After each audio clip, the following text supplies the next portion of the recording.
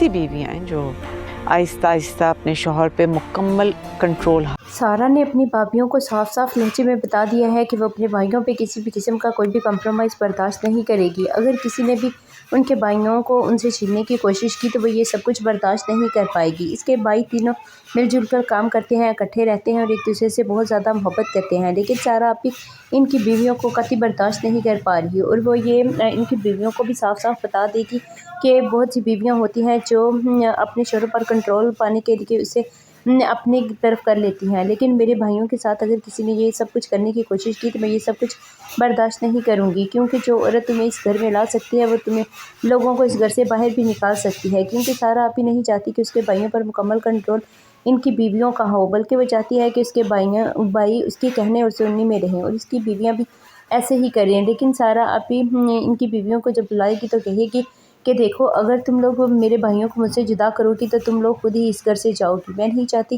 कि तुम लोग मेरे भाइयों की ज़िंदगी से जाओ, लेकिन अगर तुम लोग मेरे भाइयों को मुझसे दूर करने की कोशिश करोगी तो इस घर से चली जाओगी, क्योंकि मेरे भाई मुझे तो कुछ नहीं कहेंगे। मैंने उन्हें माँ और बाप दोनों बनकर पाला है, लेकिन तुम लोग इस घर में नहीं रहोगे, इसलिए बेहतर यही है कि जैसा मैं कह रही हूँ तुम लोगों को वैसा ही करना पड़ेगा। तो वो दोनों सारा की भाभियाँ भी बहुत ज़्यादा अच्छी हैं, वो इसकी हर बात मानती हैं, लेकिन किसी भी इसकी बात के आगे जवाब नहीं देती, क्योंकि वो जो भी शिकायत होती है अपने शौहरों से करती हैं। सारा आप से उन्होंने कभी भी कोई शिकायत नहीं की। पहले हानिया की शादी जिन हालात में हुई और किस तरह सारा आप ने इसको कबूल किया वो भी ये बात किसी को नहीं मालूम, लेकिन सारा ने कंप्रोमाइज़ किया। जब सारा को इसने कबूल कर लिया तो सारा आप इस घर की बड़ी बहू है। इधर सबसे छोटा भाई इसने अपनी दोस्त से शादी का वादा किया, लेकिन अपने घर में किसी को नहीं बताया। सारा आप ने जब बताया कि हमारी फैमिली में तो किसी ने भी तुम्हारा कभी जिक्र नहीं किया और ना ही हम लोग तुम्हें जानते हैं, तो इसने इससे झगड़ा शुरू कर दिया कि आपने अपनी फैमिली में किसी को मेरे बारे में बताया तक नहीं। तुम लोग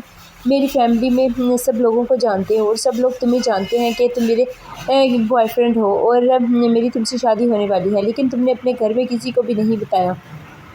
तो वो कहेगा कि ऐसा कुछ नहीं है, मुझे बताने का मौका नहीं मिला, क्योंकि सब लोग सारा आपी से बहुत ज़्यादा डरते हैं और कोई भी सारा आपी के मुंह के आगे नहीं आता और ना ही सारा आपी को कोई जवाब देता है और ना ही कोई खुलकर बात करता है। सारा आपी ने इतना ज़्यादा इन्हें डराया धमकाया है, लेकिन इन पर किसी बात का कोई भी असर नहीं होता है। इधर अदनान पूछेगा कि किस तरह से अगर तुम इस लड़की को पसंद करते हो या तो सारा आपी को इस बारे में बता दो या फिर इस लड़की को छोड़ दो, लेकिन अदनान इस बात पर नहीं मानेगा और कहेगा कि ऐसा कुछ नहीं है। अगर तुम लोग ये कुछ चाहते हो तो ऐसा नहीं हो सकता, क्योंकि मैं सारा आपी को बता दूंगा। तो वो कहता है कि तब बताओ कि जिस तरह बुरहान भाई ने छुप कर शादी कर ली, क्या तुम भी इसी तरह करोगे? लेकिन इसके भाई इत्नान को शक है कि शायद इसने छुप कर शादी की है, इस वजह से ये सारा आपी को कुछ नहीं बता पा रही। सारा आपी भी इन सब से अनजान नहीं है, वो भी इन सब के पीछे ही रहती है और इन सब की पूरी निगरानी रखती है। सारा आपी से कोई भी बात छुपी हुई नहीं है। सारा ने अपनी भाभियों का जीना हराम कर रखा है और इन्हें बता देती है कि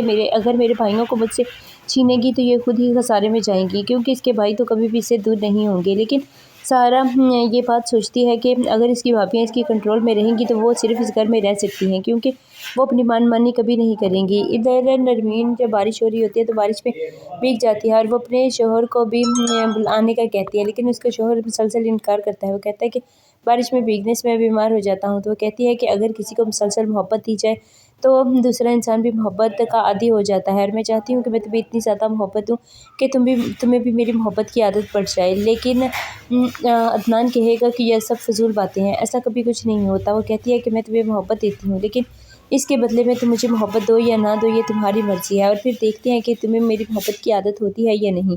तो अदनान भी आहिस्ता आहिस्ता नरमीन की तरफ अट्रैक्ट हो रहा है, क्योंकि उसे भी नरमीन अच्छी लगने लगी है, वो भी नरमीन की तरह सोचने लगा है।